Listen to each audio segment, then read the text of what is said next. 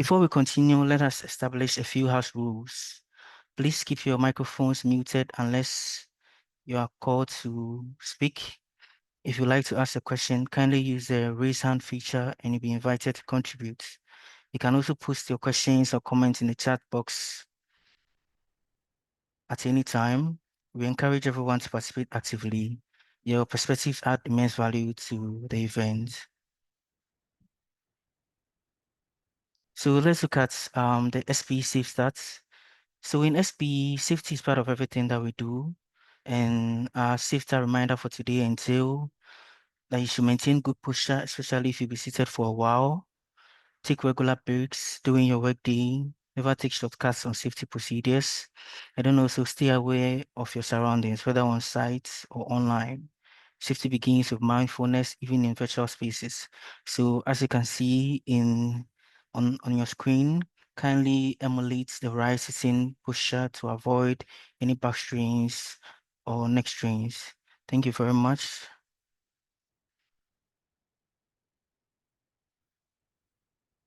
So we'll now proceed to the icebreaker session. We're going to loosen up with a quick game. Creatively and engaging as a team. So I encourage everyone to join and then also have fun. So the link will be pasted on the chat box for everyone to join, please.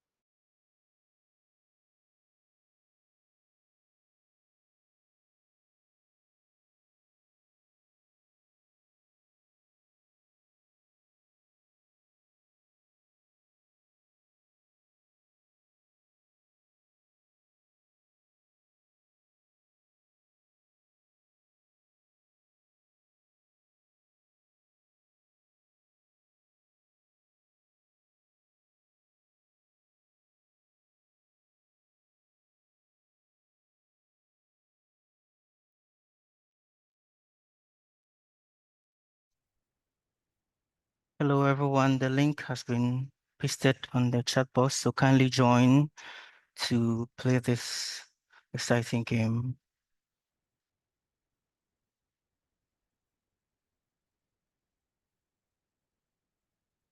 We are waiting for 10 more people to join, then we proceed, please.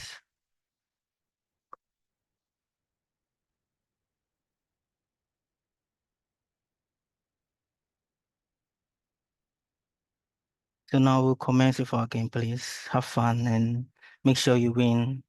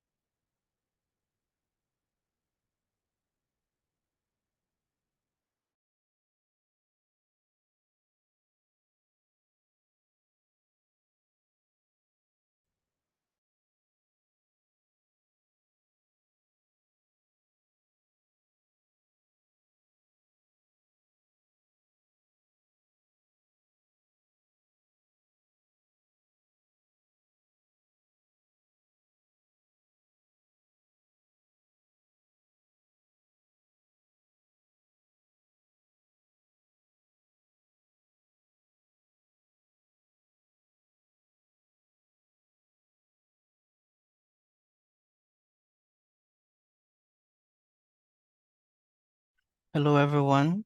We'll proceed with our game. Sorry for the slight disturbance.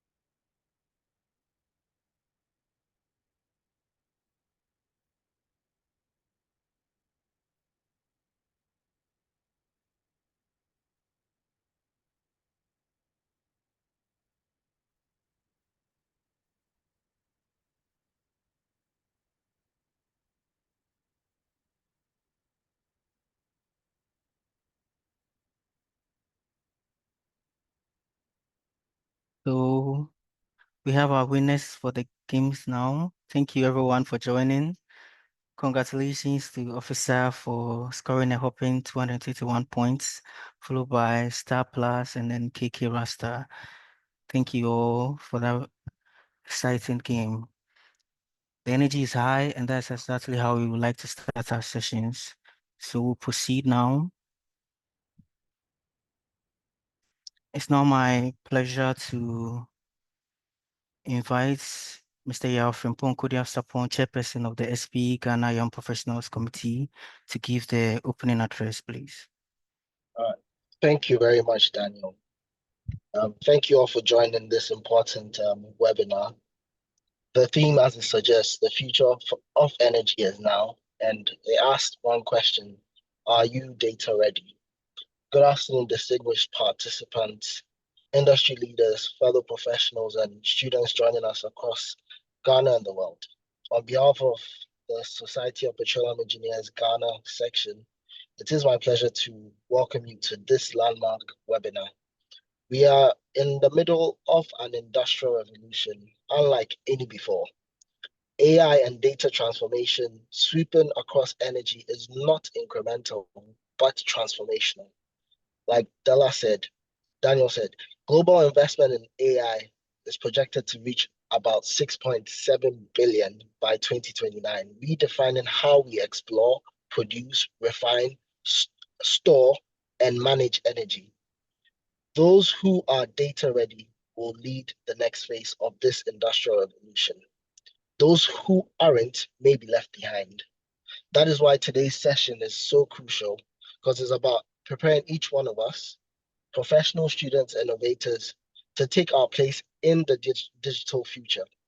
We're honored to have two distinguished experts leading us through this journey. First, Shushma Ban, who is SP Technical Director for Data Science and Engineering and Analytics, and a former Chief Data Officer at Shell International. Her presentation explores how artificial intelligence, machine learning, and strong data governance are reshaping the energy landscape. For the second speaker, which is Mr. Nicholas Abeka Ishan, a co-founder of Relu Interactives and also an SP Young professional in Ghana, he will be presenting a new industrial revolution about strategic readiness for future industry shifts. He will try to connect the dots between technology and transformation, showing how AI, immersive technologies, and digital twins are redefining the world of work we find ourselves in. What it means to be truly industry ready in this fourth industrial revolution.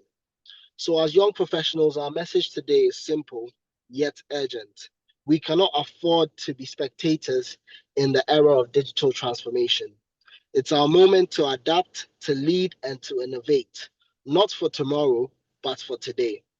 So I encourage each one of you to engage, ask questions, and absorb as much as you can from our speakers.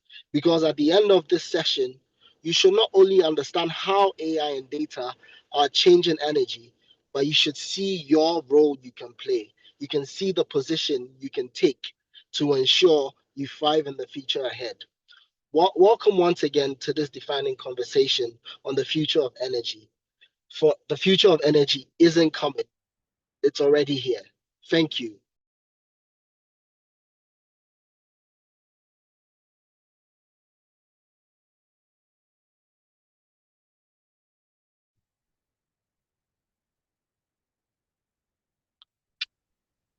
Thank you very much. As the the moderator did indicate, we are going to have two presentations. And the first presentation we'll be having will be from our man in industry at the moment, which is Mr. Nicholas Abaka Eshan. And he is the founder or the co-founder of Relu Interactives, a Ghana-based technology company specializing in interactive and immersive software experiences across virtual reality, augmented reality, and extended reality. Under his leadership, Relu Interactives has achieved national recognition, emerging as winners of the NEIP Presidential Pitch in 2023 and Best Animation or Gaming Startup of the Year in the same year. In addition to securing an official contract with some government institutions, Nicholas gained his early industry experiences with the Ghana National Petroleum Corporation after graduating from the University of Mines and Technology, where he developed an appreciation of the intersection of technology and energy innovation. During his undergraduate studies, he was honored with the Best at UMAT Excellence Awards. He has a keen interest and possesses expertise in building digital twin systems for the energy sector. He has contributed significantly and has held key leadership positions in SPE Ghana as a deputy communications officer and communications chair, during which SPE earned two global recognitions as Outstanding Section as well as DI Champion of the Year. I would hand over to Della so he continues with introducing our other speaker.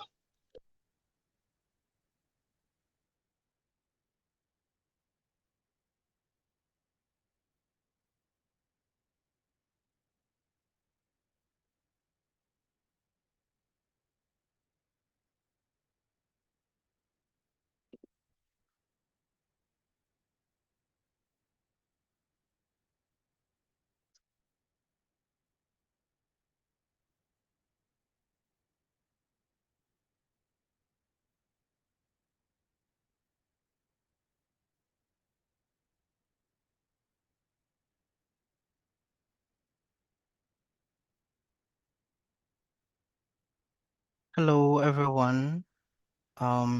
It's now my singular honor to introduce our special guest speaker.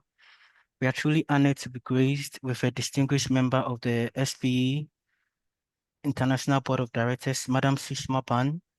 Sushma Ban is SPE International's Technical Director of Data Science and Engineering Analytics, focusing on maximizing the impact of data science in environmental and safety applications, digital transformation, and enhanced production. She champions SP's AI for Energy initiative, driving technical innovation and global impact. Previously, she served as Shell's Chief Data Officer for Subsurface and Wells, where she developed business-aligned data strategies and ensured accountability for global data accelerators and the subsurface digital value funnel. Over her 30-year career at Shell, she held various leadership roles, including globally spearheading wells, reservoir, and facility management. technical data excellence initiatives, delivering multi-million-dollar savings and enabling additional production across assets in 20 countries. She's a member of Rice University's Professional Science Masters Board of Affiliates and spent the past 4 years on the board of Icon Science, supporting and guiding innovative AI-enabled data solutions. Sushma has been recognized with multiple honors, including the 2024 Hart Energy's Influential Women in Energy Award, the 2023 SP International President's Award for the Best Technical Session, and the 2020 SP International and 2019 Gulf Coast Section Awards for Management and Information. She also served as president of Shell's Women Employee Network and Asian Pacific Network, championing attraction, retention, and nurturing practices to advance diversity and inclusion. A dedicated mentor, she actively supports young professionals, especially women and students, both locally and internationally. She holds an MS from the University of Delhi and an executive MBA from the University of Houston. It's an absolute honor to introduce and welcome Madam Sushna Pan to today's webinar. So next we'll proceed with our speaker introduction, with our speaker presentations. The first speaker to go will be Nicholas Bakaishen to present on immersive technologies, please. So, Mr. Nicholas, the floor is yours. Kindly share your screen, please.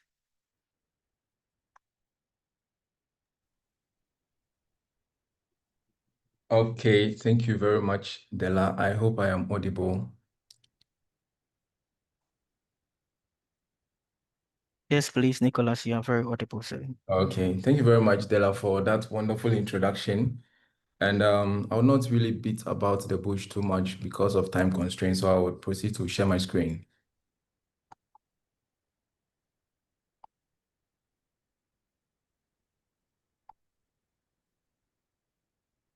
And if you can please confirm, you can see the screen. Yes, please. A new industrial revolution. Yes. All right. So today I'll be touching on a less technical version of this session, on this AI session, just to lay the grounds for a more technical version of it from our second speaker. So what you're trying to get from this particular one is to touch some nerves, okay, and get some people, hopefully everyone here, to start adopting and integrating AI into their workflow if they are not already doing that. So I'll be speaking on the new industrial revolution and the crucial strategic readiness required for all of us to prepare for the industry shift that would result as a result of that. But then before we discuss the strategic readiness, we must truly understand the definition of the concept itself. Okay, so the concept here is industrial revolution, and we talking about it, what really is an industrial revolution? Okay, it is a moment in time where advances in universal methods of operation are measured in differences of magnitude and not of kind. Conventionally, if you work, it is expected that the more effort you put into that particular work, you become more proficient, or you become what we call more productive, right? But there comes a time where, regardless of how much effort you put in doing your work, it is no longer required to be productive, because there are new ways of doing that particular work. And those are the times that we call industrial revolution. And the first one that was recorded was during the invention of the steam engine, the first industrial revolution, taking charge from when work was primarily done using livestock to help people to plow their farms, to carry goods from one place to another, and the likes. But then with the invention of the steam engine, it came to replace all of that. Okay, so at that point, during that transition, if anyone should keep increasing the number of maybe their livestock to increase their workforce, it will not be considered productive, because a simple small engine can have a capacity of, let's say, 200 horsepower, okay? Which means that small engine is doing the job of 200 horses. So if you should continue increasing the number of horses you have to do that same job that that engine is doing, you are not being productive. And so it is at that point expected of you to replace all your livestock and your horses with a small engine for that particular work that you do. So there was a transition into the second industrial revolution, and there's a point where I would want to make this distinction.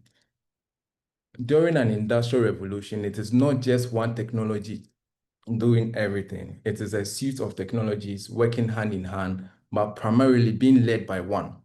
Okay, and so during the second wave of industrial revolution, it was being led by electricity, and it was around the time that there were mass production and also there were assembly lines.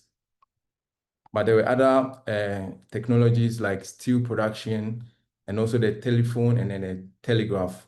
So we got all of those technologies around that time. Now there was another wave, which was the third industrial revolution, which is currently the revolution that we find ourselves transitioning into the fourth. And that's the era of information processing, okay? The era that we got iPhones, the computers, internet, and enabling us to do all of these digital computing stuff.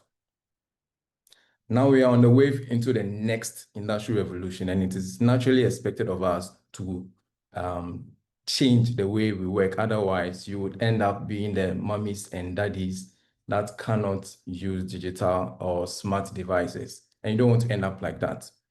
And as you can see, there are lots of technologies trying to be the torchbearers or the directors of this new revolution. So at a point, there was blockchain technologies, right? Blockchain, everyone was talking about blockchain and NFTs carrying the torch until the pressure died down. And then we also got at a point virtual reality and augmented reality also taking charge. So all companies started building their business models around these technologies, so much so that one company, Facebook, had to rebrand their whole company, the parent company, and name it Meta, because they believed that the metaverse was going to be the new industry driving everything else. And that one also died a bit. So currently, for now, it is AI that is carrying the torch among all the technologies of the fourth industrial revolution. But basically, what is AI? So there are lots of presentations, videos, articles about AI. But what I want you to know primarily is that it is the accumulation of all human intellect. It is a sort of like a Pandora box full of intelligence that will do anything that you instruct it to do. If you find the right way to query it, you get whatever you ask for. Okay, so that is what you have to know about AI for now. And as important and as knowledgeable as it is, you might really want to get the best out of it. And so in order to get the best, these are some 3 points that I've laid down and to guide you on how to get the best out of AI systems. The first is for you to understand your field of work, okay? And then the potential areas of AI application. So if you find yourself in, for instance, the finance department, then you should really understand the theories and fundamentals of finance, because it is those ideas you have in that domain that is going to guide you to prompt or task AI to do certain work for you. It's very important. If you are in engineering, your Boyle's law and Charles' law and all of those fundamentals should be very grounded, because you're going to dwell on those ones to task AI to perform work for you. So that is the first. The second point is for you to know, among all the AI tools available, which ones to choose. And most of the time, I think ChatGPT's, OpenAI ChatGPT was one of the first AI application that came. And so if anyone wants anything AI related, they sort of open ChatGPT, query, and get a bunch of text. But as we speak, we are having specialized AI models for every workflow. Okay, so if you're into finance again, there are AI systems that has been fine-tuned to make sure that your work in finance is more optimized. If you are in HR, there is one, and I believe there is even one for law. Okay, so lawyers now even resort to AI to help them to make very good decisions in the court of law. So there is now specific AI systems for almost every workflow. So you don't always have to fall back on ChatGPT for everything. So among all the tools, and you can see I've listed quite a few of them at the bottom of the screen. These are the major AI providers out there, but depending on which field you find yourself, you try and read extensively to find which specialized AIs are available for you to use. So these are the two. Now to the third one, which in my opinion is the most important, is how to communicate efficiently and effectively to get AIs to perform tasks for you. Why is that so? This is because AIs are built on what we call large language models, okay? So they are basically languages. And in order to be proficient or to perform well in any form of language, you should be an efficient communicator. So your skill in getting AIs to do work for you is through how you are able to communicate with it, okay? So you have to really check that one out. Now, AI systems have also sort of created a level playground for everyone to task computers and other AI systems to do work for them.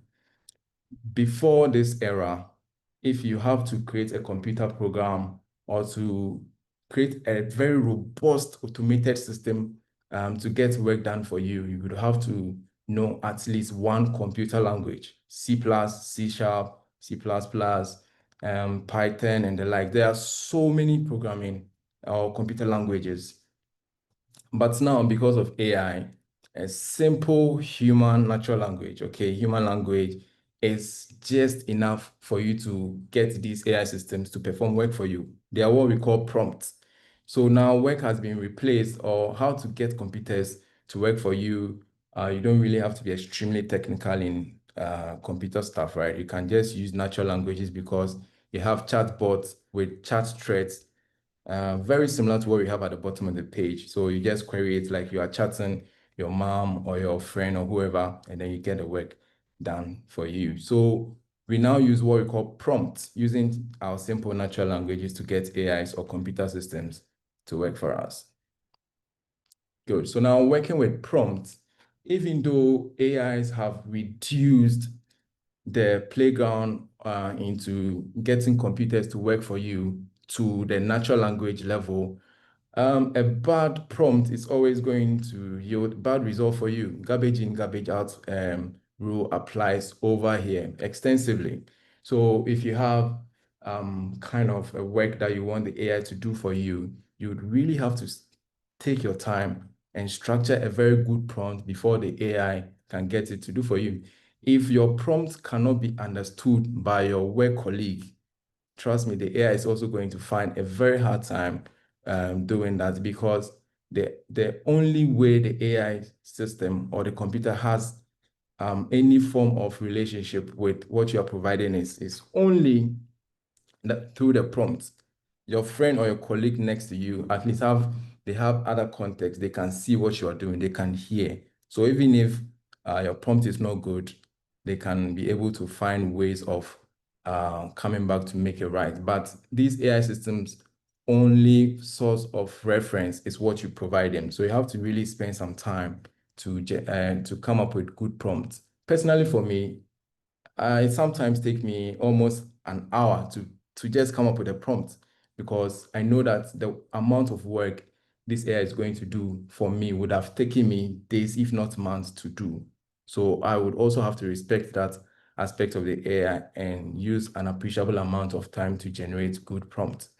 So for this particular example, there are two. We have a good prompt and a bad prompt for from a data scientist who wants to generate a visualization from a data set he has.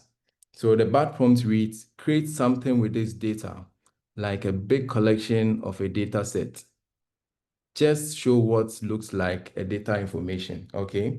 And I am personally having a hard time really understanding what the ask is. And so the AI definitely that has only this as a point of reference to the data is going to have a challenge. And you can see the result that was provided at the top, okay? So now let's go to a good prompt with that same data set. The good prompt reads, create a clear and concise visual representation of a structured dataset table, including columns for customer ID, product name, purchase date, and quantity. with example data rows to illustrate data organization. And if you can compare these two, you will clearly see that the AI was able to put that data set into the ask in a prompt from the good one. So please spend some time to come up with very good prompt whenever you need this AI to do meaningful work for you. Now, providing context. These AI systems, like I mentioned, they are like super intelligent beings, but they are wrapped in a Pandora box. They have no sort of relationship with their physical surroundings. And so the only context they have is what you provide them. And the first layer I have already mentioned is natural language. So here in this image, you can see you have a very intelligent being in this box, totally isolated from our surrounding.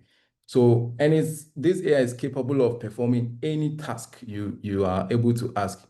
But then because they have no visual reference and no audio reference, it's only probably what you provide it with your natural language.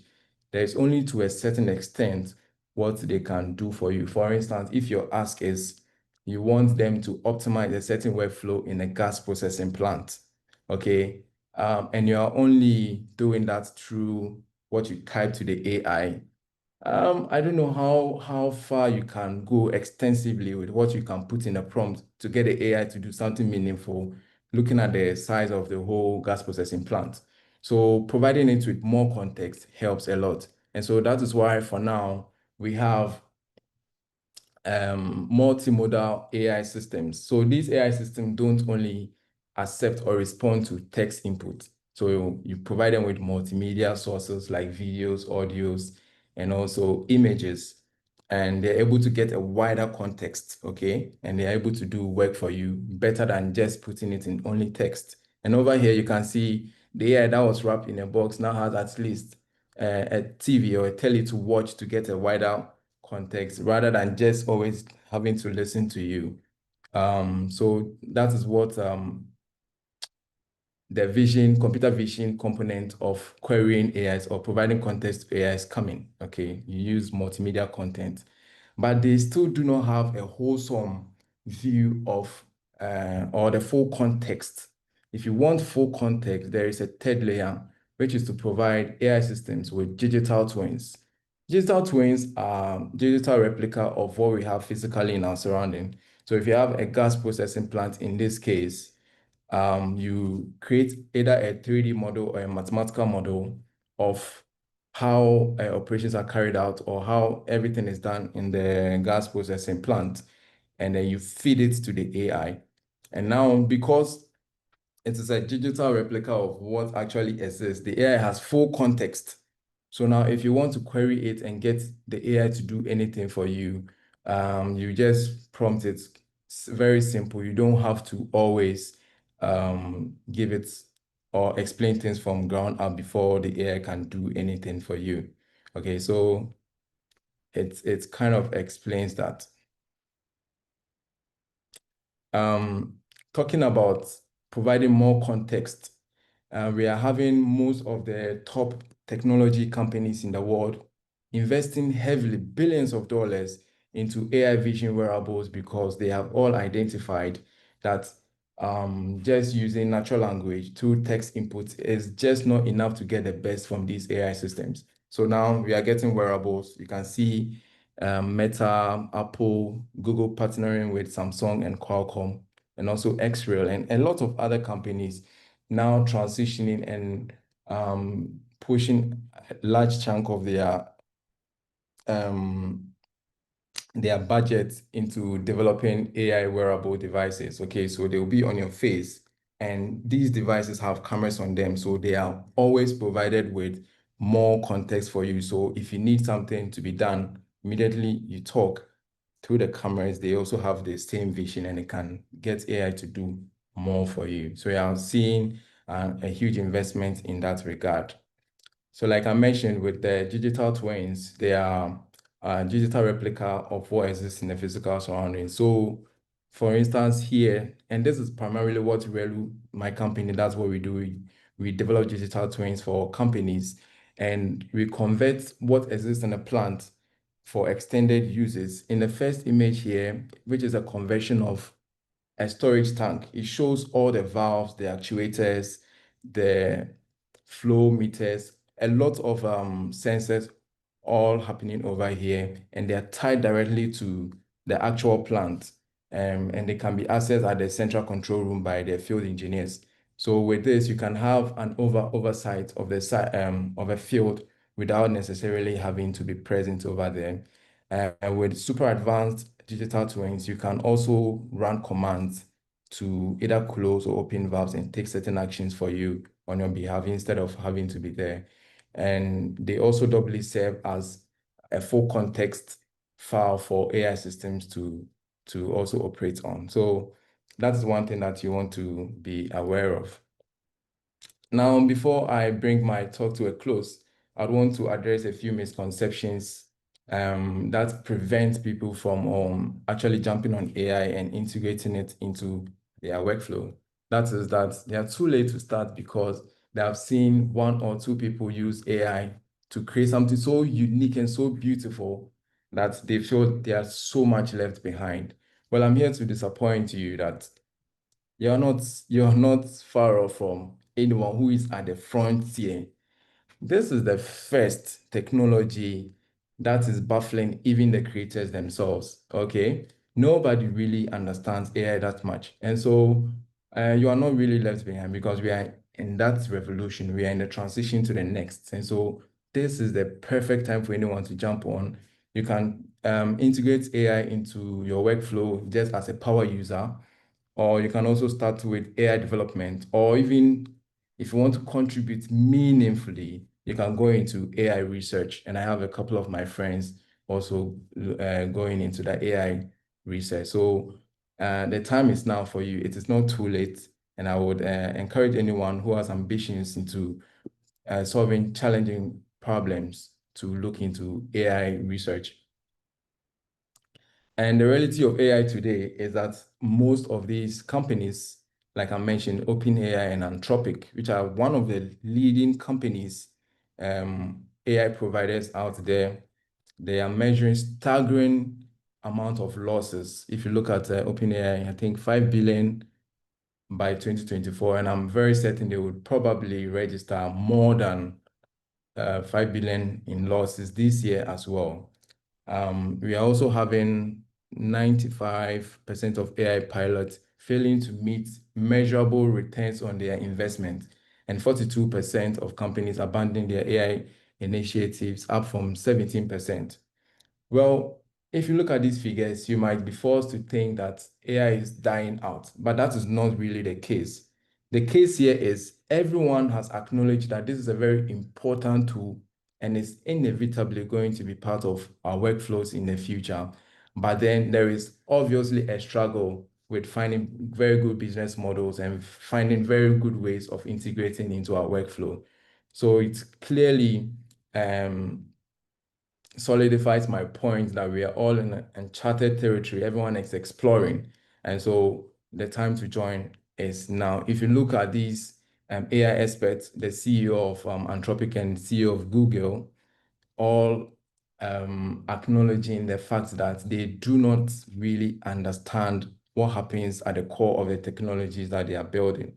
And so more hands are really needed on deck in AI research, especially to make sure that we are able to get the best out of these systems. So please, if anyone is really intimidating with a little AI that they have picked from somewhere, you jumping on today would almost get you at par with that person. I can assure you of that. So please give a try on that. In conclusion, I would want to say that this is a new revolution. It is only a matter of time before it becomes a new convention, the new way of doing everything. And so do not be intimidated by anyone. Try it. When you try and it doesn't work the first time, try again and make sure you're able to find ways, the actual AI application in your current workflow. No one outside of your field should know more about an AI tool in your field. Okay, like I mentioned, there is an AI application for every field. So make sure the ones which apply to your field are really, really well known to you. Another point to note is in working with most of these AI models, you would have to upload some form of data to give the AI context I mentioned. Most companies are governed by data regulations and data laws. And some of these AI platforms, they use data that you provide them for training. So you want to be guided by that when you are working with a multinational company and you want a certain analysis on a particular data, which is sensitive, you might not want to really upload it anywhere for some of these to some of these AI services, because it might in one way or the other be ended up using them for training. It is recommended also that companies build their own AI systems, okay, in local servers in the companies for those kind of purposes, so that when people or when a staff upload data for processing, for any of those AI use cases, they will not end up on the open market, but everything will be contained in the company. So these are a few words that I have for you. I'm hoping that I've been able to touch some nerves, get some people to try and find the potential use cases for AI in their workflows. Thank you very much for your time. Wow, thank you very much, Nicholas Abakation, for that wonderful presentation. Within a brief 15 minutes, I've been able to pick up several key insights, from keys to getting the best from AI. And my favorite one was, you need to really have a comprehensive insights about your field when feeding data into AI. So without much ado, we'll move on to our headline speaker. So please join me in welcoming our headline speaker, Madam Sushma Ban, to share her expert perspective on the global transformation being driven by AI and data management in energy. So Madam Sushma, thank you for honoring us. The floor is yours, please. Thank you. Thank you so much. I hope you can hear me clearly. Is my... Yes, madam, you are very audible. All right, fantastic. So I'll say thanks so much, Daniel, and really Ghana section for inviting me. And the topic is really dear and near to my heart, talking about AI, data and data management. And Nicholas, you really set the stage, very commendable. I remember having met you, and I see Mercy and a few other people. So really, thanks for the opportunity. Let me try to see if I can share my screen. If I can get to it. Are you able to see my screen right now? Or Yes, no? madam, we can. Okay, let me see if I can get to the, just a second. 1 second.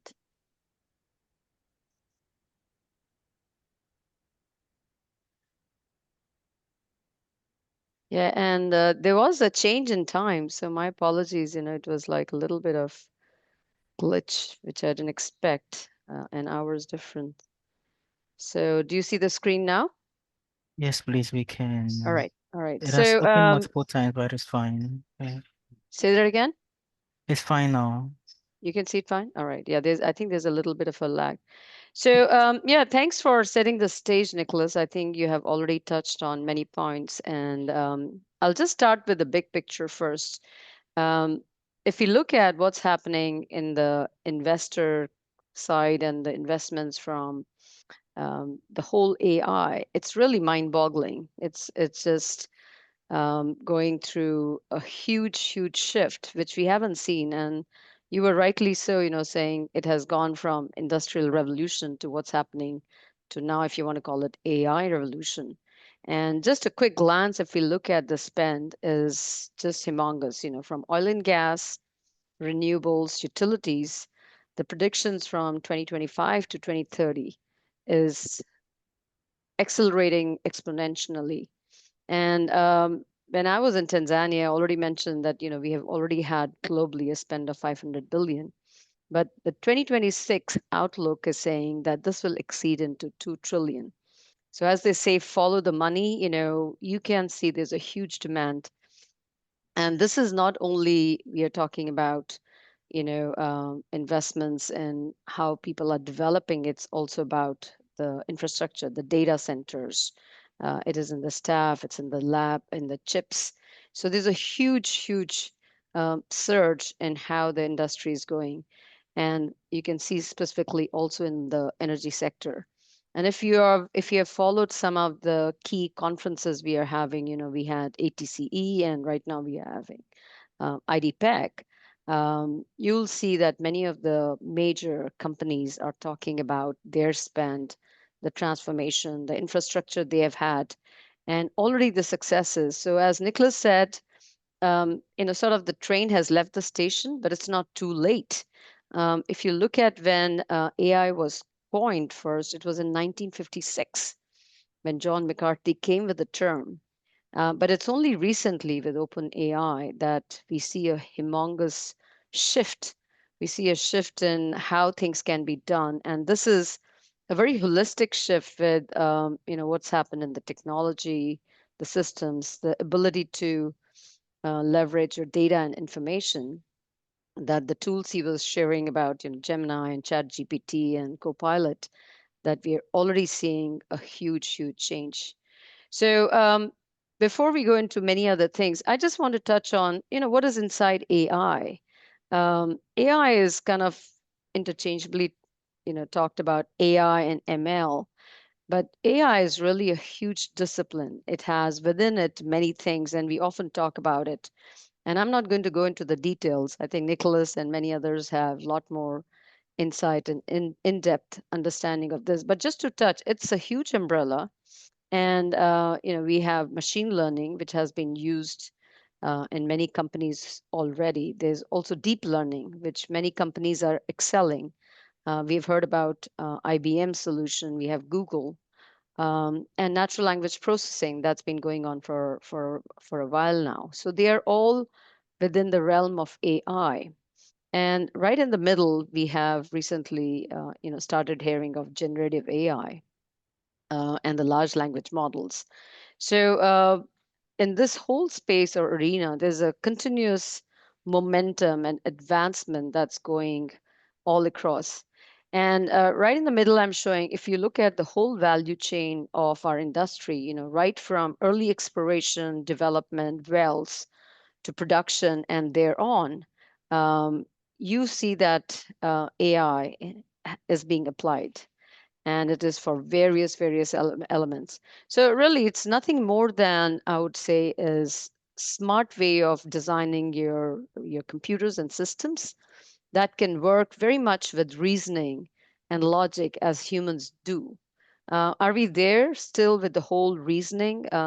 Probably not yet, but we can see as Nicholas was pointing out, the way we work with our machines using the right prompts. It's almost like conversing with a child. You give clear directions, you give clear context, and lo and behold, you get the right answers. Otherwise, you can get something that you're not expecting. And in the crux of this whole thing, you have many elements that are really foundational. So without going into the details, machine learning, which has already been used for predictive maintenance, NLP, you deal with Siri and Alexa every day in the morning asking, hey, what's the weather like, or set my alarm. You heard about computer vision, deep learning, generative AI, large language models. And also, by the way, SPE has created its own ELLMs working with I2K Connect for interrogating all the knowledge that SPE has accumulated for years and years, almost a century. So these large language models are, again, algorithms that have been designed particularly for using data sets, and they can allow consumers, which could be like people who are, geologists or geophysicists or reservoir engineers, to pick the information. And then the whole realm of automation and decision making. So AI is tremendous. It's your choice, where you want to step in and excel or start applying it. But needless to say, it is definitely important. It's growing, and it's not too late to step into it. Coming to data, I think Nicholas also already touched on it. Data, it's really the fuel that keeps AI going, and it's really the foundation of intelligence. For training and learning, your AI models learn patterns. All of that relies on how you have your data being leveraged or used. If you want to have more precision and accuracy, it's mainly through your data. If your data has biases, for example, you have developed something that works in North Sea, and it doesn't, for example, take something of the deep sea in Africa, you can see that its results may be skewed. So data is really what can make a big difference. And then interpreting the data, how do you understand it? How do you trust it? Is all very, very key because of data. So really at AI's heart, you have high quality data, well-managed data. And without that, there's really no learning, nothing to reason from and to act upon. So that's one thing we have to keep in mind, because oftentimes we forget, AI is nothing like magical. It is something that's been designed by engineers who have thought of and who have tested the data to get into how you can make a difference. So just to touch upon, AI really thrives on many types of data. So does our industry. We have used structured data, which is in your forecasting, anomaly detection, unstructured data. There's text, images, audio, video. Oil companies have been using satellite imagery. They have been using drones. You have time series data for your predictive modeling.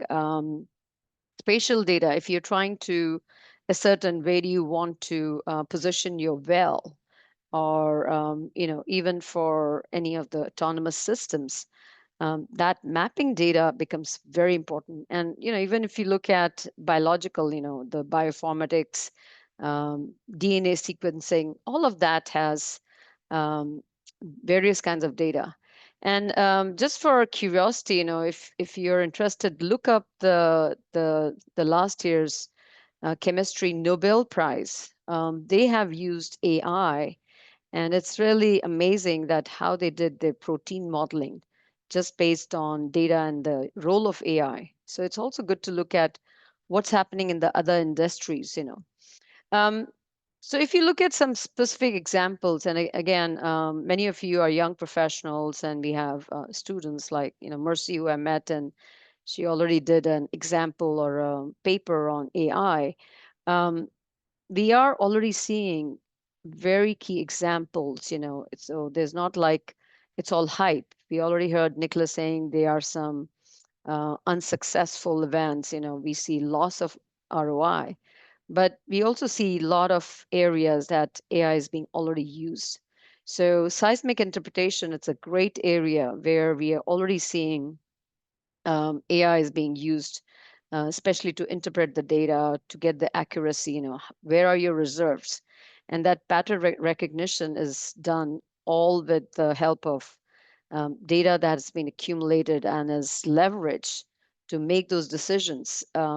And it doesn't mean that you wouldn't need probably an SME, but definitely this is a very robust area. I think it's been happening for almost a decade now, that the seismic interpretation has AI being leveraged.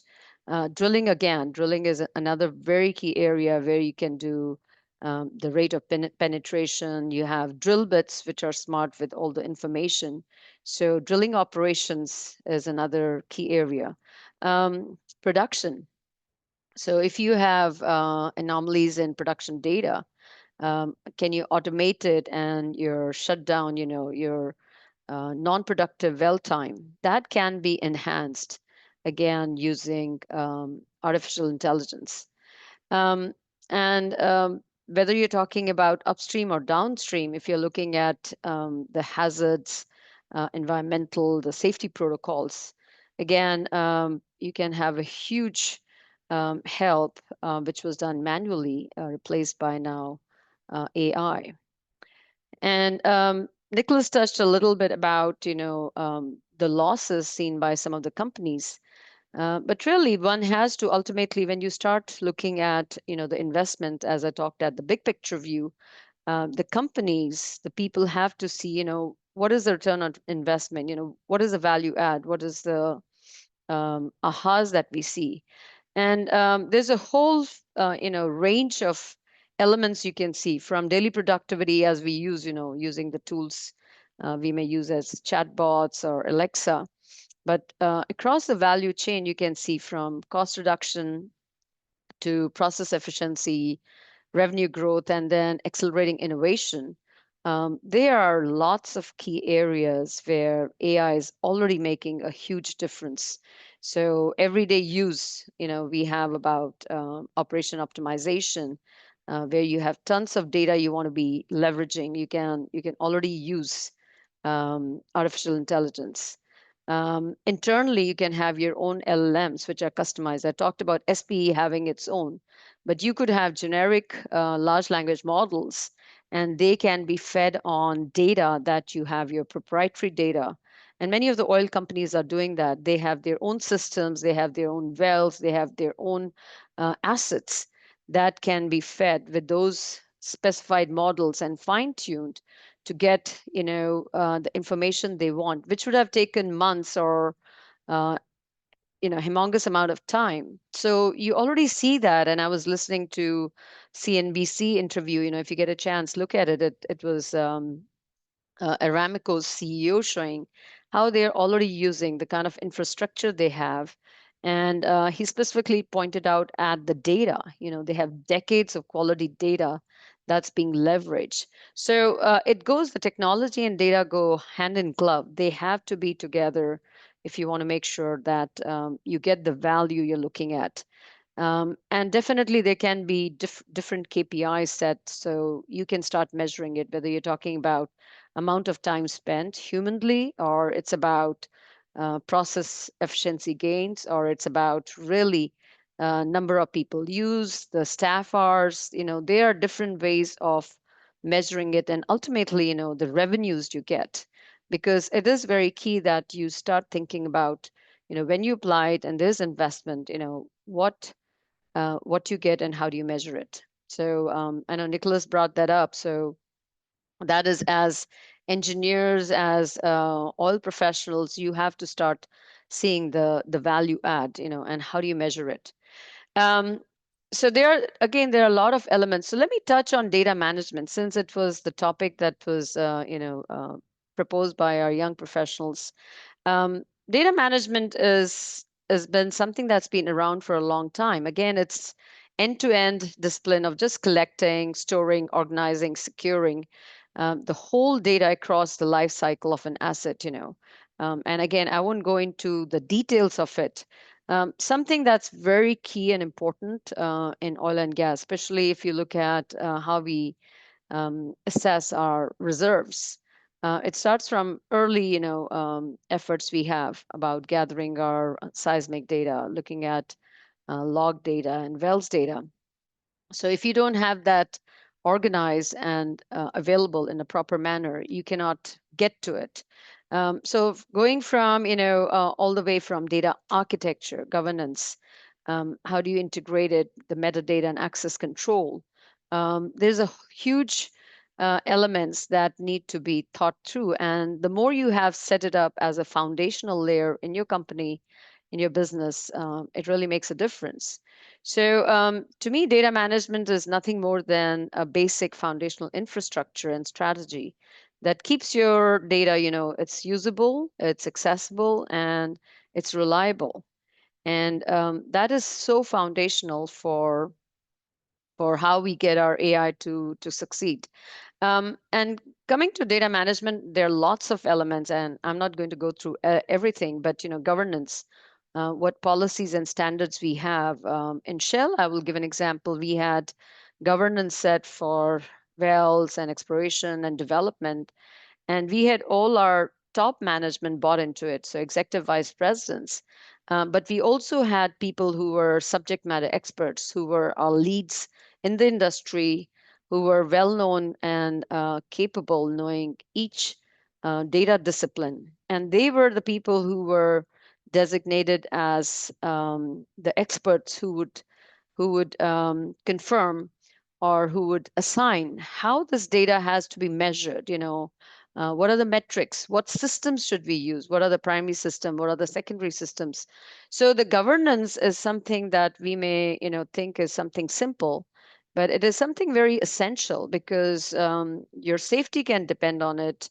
Your results can depend on how these data sets are used. So something foundational, but again, you have to think about how do you have it. Security is another key element of data management that has to be thought through, especially if you're thinking about subsurface data. There are laws and safety rules that each country may have specifically, that the data cannot move out of their country. I remember when I was working with China, they had very stringent rules that the data, their geospatial data, cannot come out of the country, the subsurface data. You could almost be put behind the bars if you walked out of their country with the data. So data, when you're talking about, has to be thought about who owns it, who has the access control, what are the obligations, legal and regulatory elements that go with it. How do you share data across countries or even within assets? Quality management, and I'll just come to quality, because that's something I really care about. Storage is another thing. You might think everything is on cloud, but is it the right data? Integration, how do you get the data integrated? It can be in various systems. And as Daniel was thinking about, upstream and downstream. If you are an integrated oil company and you're looking at seamless flow of data from early exploration all the way to production development and also downstream, there can be a continuity of the data and the systems. But how do you do that? That interoperability, the connectivity of getting all the data, it becomes all the more important as we are thinking about analytics and AI. So some more, like metadata. How do you have the stewardship of data? Um, how do you do the data modeling, the logic and the structuring and the asset relationship? Um, in downstream, I very well remember that you had to have your PI tags very carefully done, and unless you have some primary keys, unique identifiers who help you with assessing the data, you can have a huge delay in getting your right data. So even though you might have the best software, but if you don't have your data management set properly as a foundational layer, it can lead to a lot of pain, a lot of delays. And again, the whole oversight from creation to archival to deletion becomes very, very important, along with your sharing and accessibility. So there's a huge amount of information and knowledge that goes into every element. And I would not touch that, but let me touch upon data quality. I still believe, data quality, which is again a subset of the whole data management, it is very key. You have to ensure that you have practices that enable you to have quality data. And a lot of the elements in data quality or data management that were done manually, that took a lot of time and effort, they can also be enabled using AI, provided what metrics to use, where it should be stored. So there's always involvement of subject matter experts, or in Shell we used to call principal technical experts, who are an authority, who understand and who can standardize across a company, across different nations, especially if you're trying to do scalable solutions. So this is something very key to think about, and again, it's very critical for your AI models. If you have poor quality, it can again lead to biases. Your predictions can be inaccurate, and it can lead into delays in your decision making. And that's something you're trying to avoid, because as soon as you think of AI, you think you can reap the benefits and get into having the value that your management is expecting or you expect. So just few examples of poor data quality. I know Nicholas was thinking the whole value stream in oil. So in upstream, if you have poor data, it can really impair your reservoir models or your production delays. So it's very key that your data is of the right quality. In downstream, if you're thinking about incomplete and inconsistent data, so your equipment pumps, your compressors, your control valves, they can really impact your safety and timely maintenance. If you have to order equipment, but your information is incorrect. Likewise, if you're looking from environmental lenses, how your emissions are measured, your pollution tracking, your legal and regulatory compliance.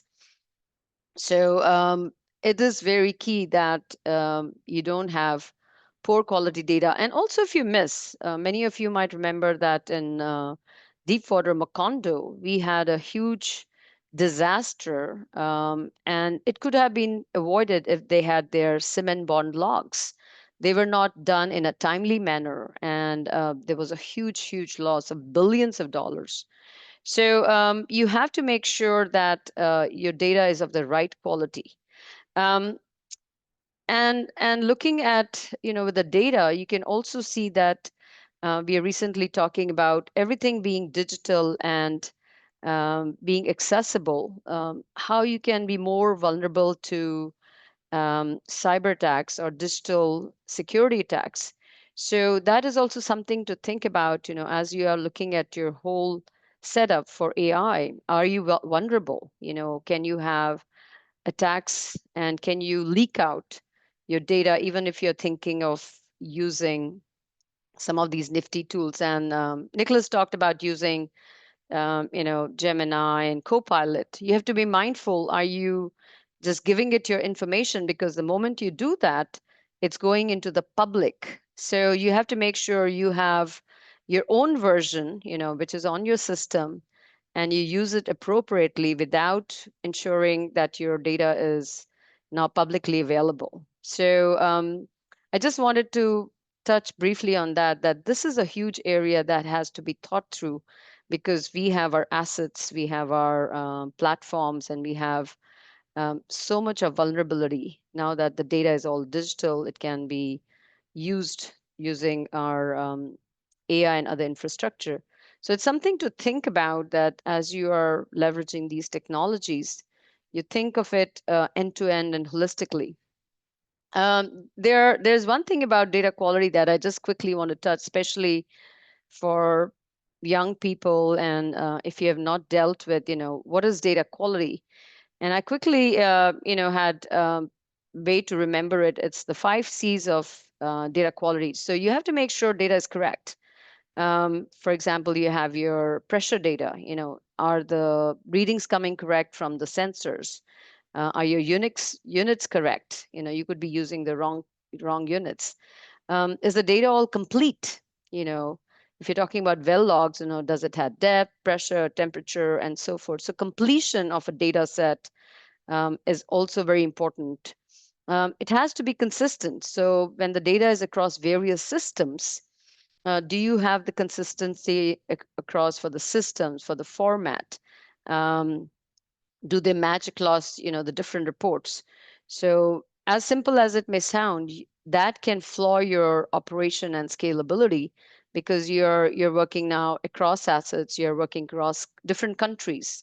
And you may not be able to do that because one team has used different way of setting their data parameters, and another company or another team has done it differently. So consistency across systems is very key, especially when you're doing large operations. It has to be current. You cannot take pressure data that is like 3 years old when you're trying to do something in safe operations. So it's very key that some of the data that is changing and is measured, it is up to date. Location may be not as key. It may not change, but so that is something to be thought through as you're working your end goals in mind. You have to think about data and what parameters make it important to make it a success. Compliant, is it adhering to regulatory, contractual, internal compliance? So that's another thing, and again, there's a whole amount of details that can be thought through.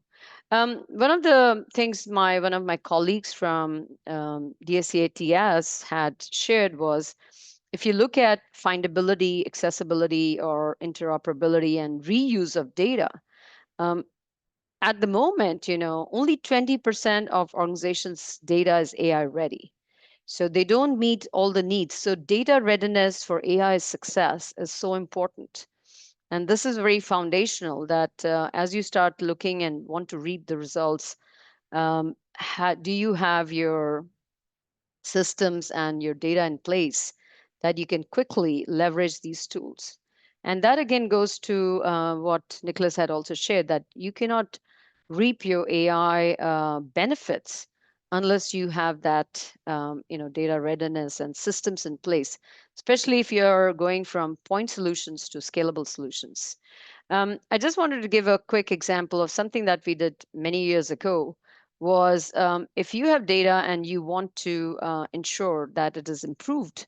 In Shell, for example, we had set up a quality dashboard, and we were looking at various data categories. We were looking at different assets, countries, and we had a very visible tracking system, something that can be very easily automated. But I strongly believe that what you measure, you can improve. So if you know your data quality doesn't meet the standards, it is very imperative that you take the steps to improve it. Let's say if your log data has incorrect units, or your geospatial data has been manually entered and the XY is reversed, well, it's very, very key that it's automated and it's put in the right manner. So as simple as that. But one of the things we had, in Shell, and hopefully it's still continued, is we assessed the assets not only on their production, the barrels, billion barrels per day kind of metrics, but we also looked at how they have done in their asset data quality. So not only did we have them on the Hall of Fame for production, but also for their data quality. So the teams, the management, the professionals who were involved were also rewarded based on how it improves, especially when you have joint ventures, you have acquisition, you might trying to bring different assets together. So how do you come to the same way of measuring, monitoring, and allowing your analytic tools, your AI, to be applicable, because your foundational systems, again, have to meet those quality criteria. And again, you do that with governance and things that you have set up foundationally. So again, this is an old schematic just to give you an impression of how you can measure, and you can measure it with metrics that can be shared with management, that can be shared with experts, your SMEs. And with the joint accountability, you can really, really make a difference. So coming to, the opportunities, again, there are a lot of challenges. It could be easily done if you have a sustained system, you're strategically set. But just to touch on quick ones, and I know Nicholas touched on some of the things already, but if you want to do your asset optimization, predictive maintenance, digital twins, we already heard about that. It can be easily done using AI, subsurface and production intelligence, areas where you have seismic analysis, where you have patterns, pattern recognition. It's again, AI is something that's being applied, or it can be more and more. And downstream, your catalyst selection, if you're doing real-time anomaly detection, and this is the refining side, you can definitely leverage your AI. The whole supply chain and market intelligence, your forecasting, looking at all the past historical information and the new incoming information. Again, it can be very well enhanced with AI usage. For your emissions, you're looking at sustainability and emission, that tracking, methane detection, flare minimization. How do you track it? How do you measure it? And how do you report it? Again, AI is a big enabler in there. And definitely in customer and stakeholder management, lot of efforts are now being done very strategically using AI. It's more efficient. There are less of human mistakes. So there are key areas. Now, I just wanted to touch on something called digital triplet. It's something I heard a long time back, Nicholas. Though we think about the physical asset and the digital twin, that's a concept very commonly thought of in the downstream arena, especially when you have, your plants and now you're talking about data centers coming up. The third layer is about your intelligence, your intelligent interrogation that you can do so you can reap value from your digital twin. So this is something I would say, explore and look at it more. It was a concept I heard several years ago, and I thought it was something only some consulting company had brought up. But again, this is the third layer that enables how you're able to reap value out of your digital twin. And I vividly remember the demo you had shown, Nicholas. So this is a term, again, not to sort of make it complicated, but to think about, how do you get value from what you have by quickly understanding, by quickly making the decisions. And that third layer, again, is enabled with AI and your usage of data and the data intelligence. So I just wanted to share that. And leveraging all this, again, the transformation is just rapidly happening, not only in oil and gas, but you can see if you look at the health industry, there's a tremendous change in your pharmaceuticals, how they are innovating their drugs and medicines. So it's also valuable to look at what's happening outside the industry, and you can get some very valuable information. So just to quickly give some, tips for students, it's again something not new. You're already, I think, pretty savvy. I would just say make sure your curriculum, which is engineering or geoscience, you do take data science or computing electives, certification. There's a lot of courses available online, and many of the online courses or information are free. They're also from huge tech companies, whether you're talking about AWS or IBM and Microsoft. There's a lot of information also from top universities that you can access. So it's very imperative that you don't just stick to your only petroleum engineering or geosciences you're doing. Do that.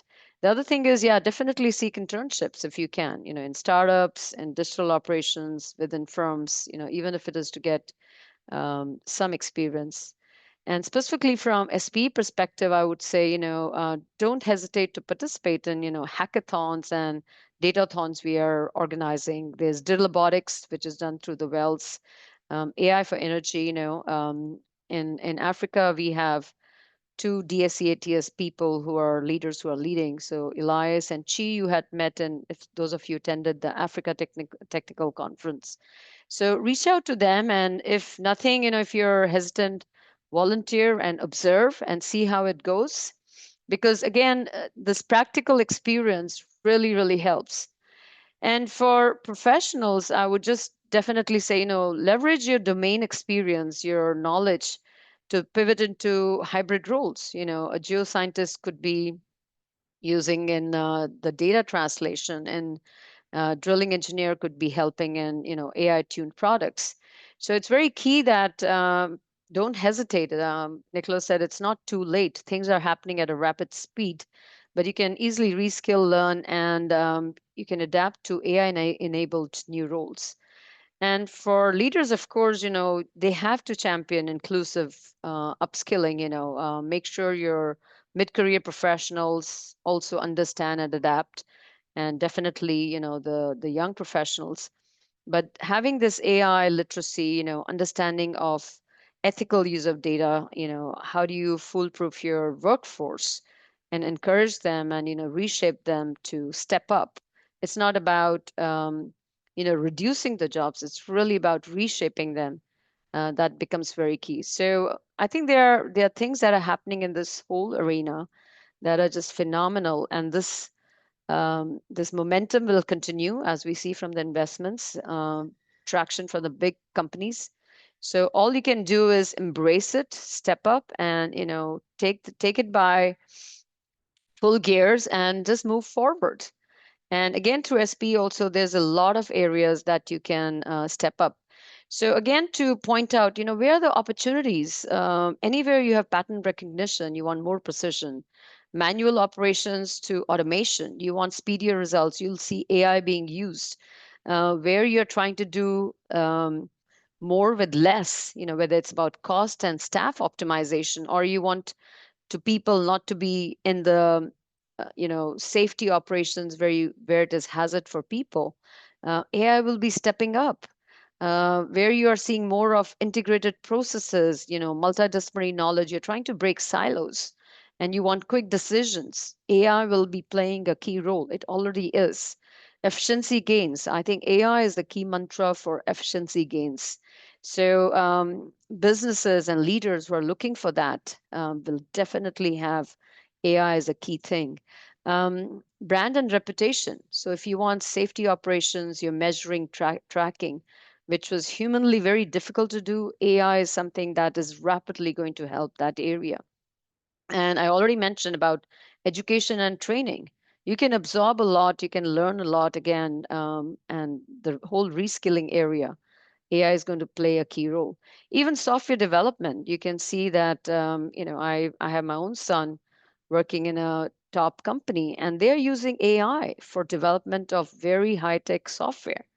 So it is a way to go forward. And this is just to show you what are the roles, what are the opportunities that each one of you can step up. You can think up as, as you are in your current careers and you want to move ahead. Where can you latch on and you can specialize or develop? So the future is great. I think there's a lot of opportunity. Just be confident, have the courage and just move forward. Again, there are a lot of professionals who are already doing this. You can reach out to them. There are a lot of experts. Even in our DSCA, we have amazing experts who are in the technical sections, the R&D technical section, the drilling technical section, who can help, who can converse, who can guide, who can mentor if you need it. Okay, so with that, I'll say I'll stop and I'll start unsharing.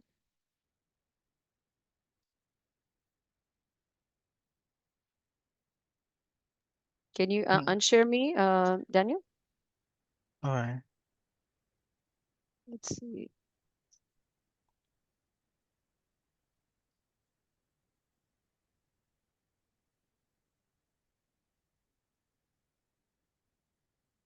Hello, is my screen visible, please? Yes, it is. Thank you very much, Madam Sushma, for your top-notch presentation. I've actually picked quite a lot. I found it really enriching and insightful. From AI spending projected to exceed $2 trillion by 2026, to comprehensive concepts of AI, why data is so important. And then what really caught my attention is the data management with China's strict data management policy, where if you leave China with their data, there's even the possibility of you ending up in jail. That was a wow But moment that's for because me. data is owned. It is owned by either companies or nations. So you cannot, you have to think about data as an asset. So you cannot just walk out. You cannot put it on a CD and take out. So yeah, data security is very important, as is the usage and other things. How do you keep it secure for yourself? Thank you. And also congratulations to your son on his key role using AI in big firms. So before we proceed to the Q&A session, I'm elated to share that Relu Interactives has offered to show how immersive tech can be used for offshore and onshore activities in Ghana sometime later. So the details of that meeting will be shared for all of us to join and then gain first-hand insight regarding how immersive technology is transforming the oil and gas sector in Ghana. So now launch the Q&A session. It's going to be very cursory, a brief one. So kindly raise your hand if you have a question or briefly put it inside the chat box. It's going to be cursory, please.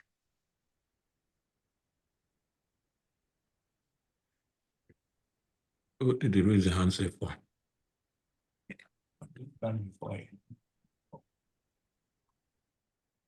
So are you going to read the question, Daniel, or you're going to direct it?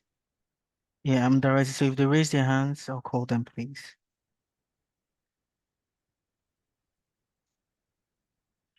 Okay, so since no one has raised their hands yet, I'll proceed with mine. Just one question. As technical director for data science and engineering analytics with SPE, I watched some of your interviews and I realized you are implementing key initiatives in that domain. So just a simple question, what is SPE's role in this key topic, please? Regarding AI and data management in the energy sector, please. Well, SPE, as an organization and society, I mean, it's composed of all the companies, all the members. I mean, so it is a huge platform where it is showcasing what's already been done. What are the learnings, who is leading the way. It's also teaming up with technical companies like in the tech sector, like could be AWS, NVIDIA, and so forth, as we had in our events. So basically, it's ensuring that we bring this as a huge topic to people, our members, our students, YPs. We have a lot of events going on. And so you can just step up and join, you can contribute. The exchange of knowledge, the information is formidable. We have had a lot of technical sessions. We have also very deep down information led and exploratory and areas where we can have thought leadership. We can speak about specific applications. So I would say SPE as such is very supportive. It's also leading by example. I said, they already have the ELMs to access their own data and information, the repository that SPE owns. But through our technical sections, we have a lot of information and knowledge that we are bringing forward. And we just encourage different members to become members of technical sections. Technical sections are free, so you can join them if you're an SPE member, and you can raise your hands. You can reach out to the chairs or TDs. Robinson is Riverson is a very great supporter. So again, your regional director. But in Africa itself, we have, as I mentioned, Chi and Elias, who are DSCA technical section leads. So there are many ways to come and step up. But as SP is a platform, we are just teamed up with our various members to see that we join hands with them, and especially bringing and exchanging knowledge and information. Thank you very much, Madam, for that comprehensive response. So we just have only one person raising his hand, that is Amar Kamis. So please be careful with your question. Just a few seconds, please. You have the floor, Amar Kamis. All right.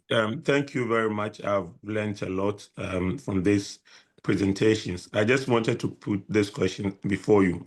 So thinking about career path and then also trying to concentrate on data science management, big data analysis, and AI in the oil and gas industry. For someone like myself, I have undergraduate in petroleum engineering, but then I have a master's in oil and gas law and have mostly worked in the policy space.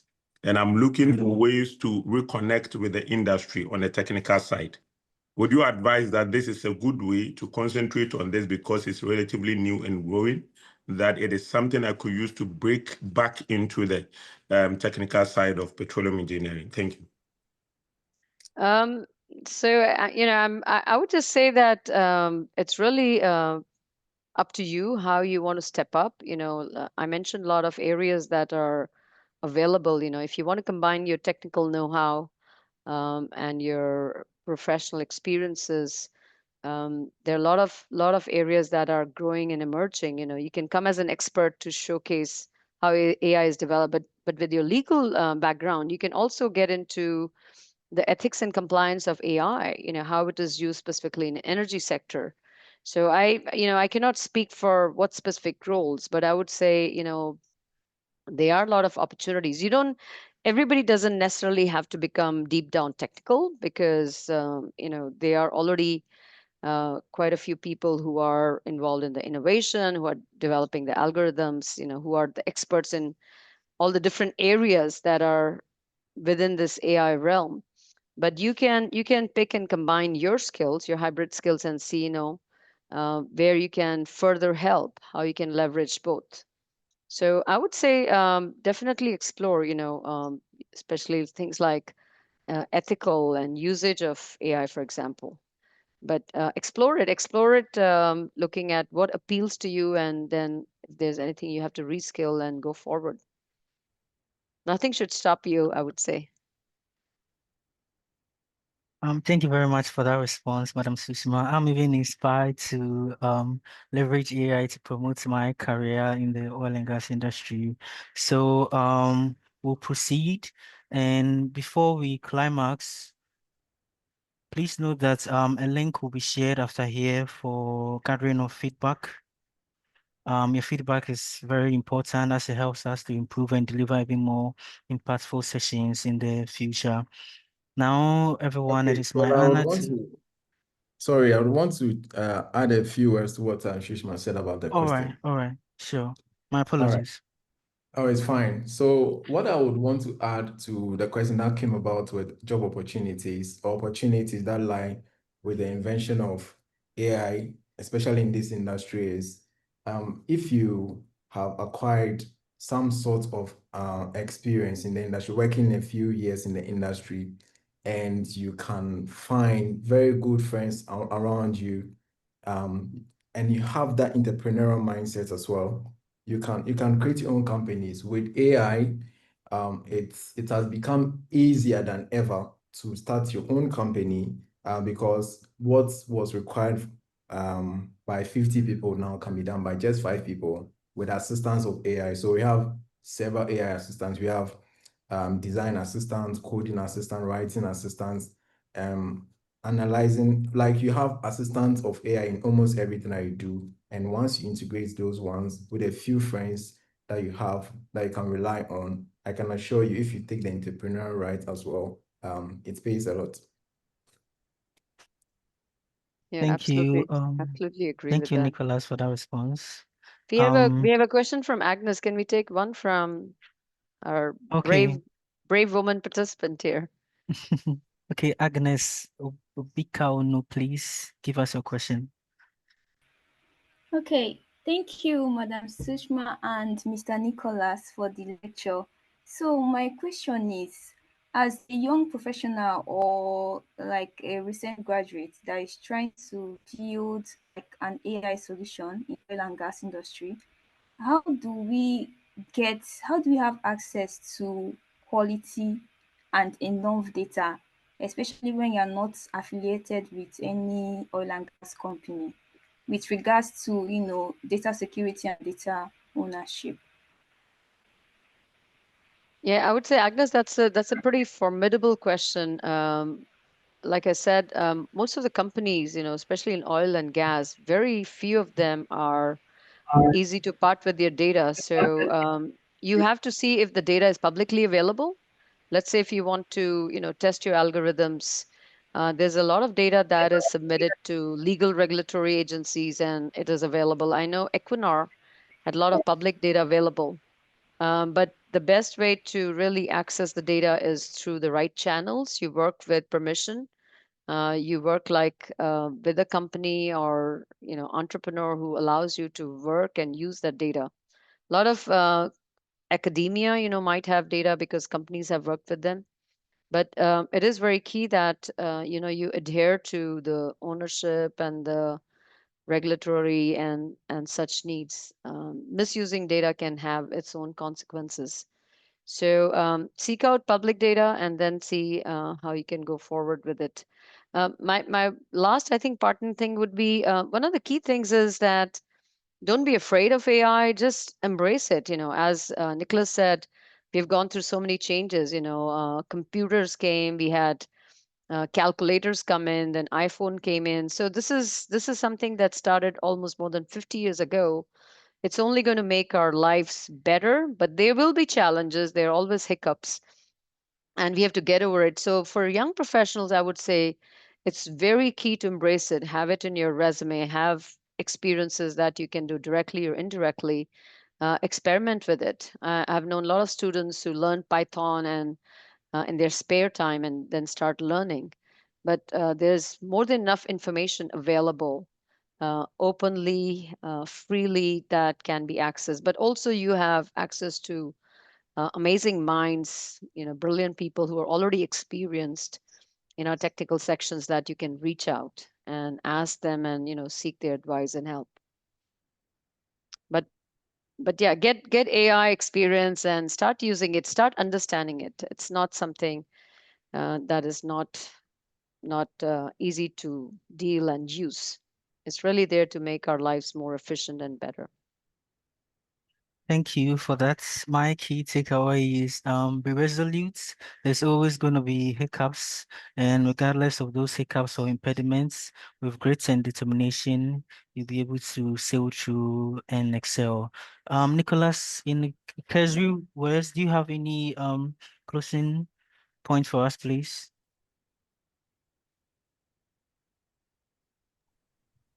Not that much. So I would want to rehash on what I just said, which is in this era, it is easier than ever to start your own company with the kind of networks, especially if you are a member of SP. There are so many opportunities.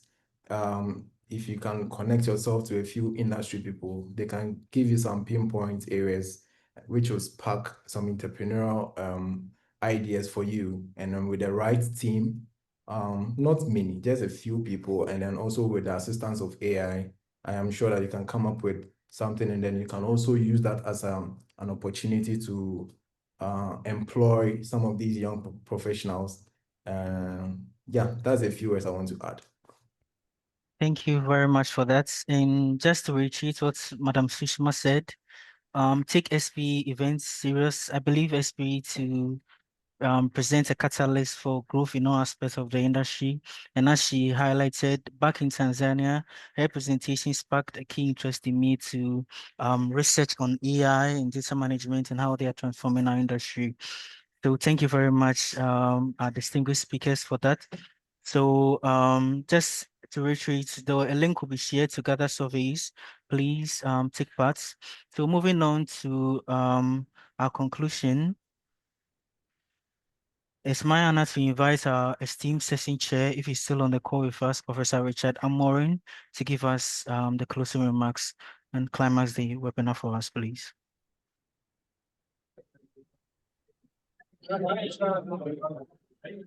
Yeah, Daniel, I hope you can hear my voice. Yes, sir, you are very audible. All right, thank you very much. I am very grateful I could be part of this wonderful section. I remember some few comments that came from our seasoned speakers. One was that no one is too old to start learning AI. And that alone was key to me. You start at the point you feel like, oh, it looks like you are too old for this. But I'm happy those comments were just coming from both speakers that it's time to start. If you've not started, it's time to start getting very much involved. And statistics shown, especially from Sushma's, shows that AI, in terms of investments, the oil and gas industry will always be at the forefront. There was this other statement that data is the foundation of intelligence. Data is the foundation of intelligence. So the quality of your data actually determines how smart your AI would be in terms of learning and also prediction. That was also very insightful. What is measured will be improved. So if you can measure what is being produced, then there's always a chance to use your machine to improve upon that. Then the last thing that I may say, which is my takeaway, is that don't be afraid of AI. You just have to embrace it. So wholeheartedly, I'm embracing it. At a point, you get a bit worried, especially those in academia. Students always trying to use AI to outsmart the ones who have no clue about how AI is used. So it's high time we all embrace AI so that we can effectively make use of that to improve upon whatever we are doing in our space. So on this note, and on behalf of the SP Ghana section, I would want to really appreciate our distinguished speakers, Madam Sushma and Sir Nicholas. We are very grateful for your wonderful insight this morning and afternoon. The topic was very timely. That is the inherent role of AI and data management in the future of energy. That was very, very timely, and the content has been very wonderfully discussed. So we thank you very much, and we thank all those who were involved to make sure that this came to being, came to light, especially our YP chair, Yao. We are grateful for hosting this program. Membership chair, Daniel, yourself, we thank you for moderating the section. We also want to thank everybody who could join the call. You really make SP. So we thank you, and we look forward to seeing you at another impactful section. Thank you very much. Thank you so much. Thank you, Ghana section, and thank you all of you. Thank you very much also, Madam Sushma, and all our distinguished speakers for honoring our invitation. So without much ado, I'm Daniel Kwabala once again, your moderator, and I will sign off now with gratitude.